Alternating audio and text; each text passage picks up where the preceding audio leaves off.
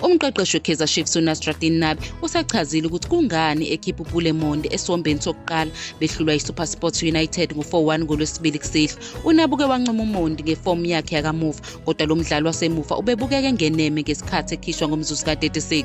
UNabi ucacisile ukuthi ukukhipha lo mdlali bekungelona iqhinga lokushintsha umdlalo, kodwa bekungenxa yokukhathala kukaMondi. Ubone ukuthi abadlali bakhe abaningi bebedonsa kanzima, okubalwa noMondi obenikele kakhulu emdlalweni odlule nobebonakala ukuthi ukhathele kusaqala umdlalo. Umqeqeshi ubengathanda ukushintsha abadlali abaningi uma bekungenzeka.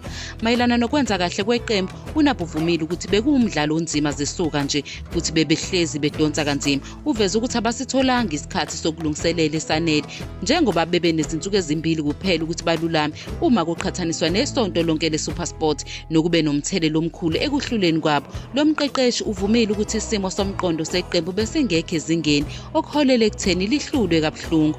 Ukuhlula kwenza iKaizer Chiefs yahlele endaweni yesithupha kuligi ngamaphuzu angu-25 emidlalweni engu-18 nomehluko ongemuhle wamagoli.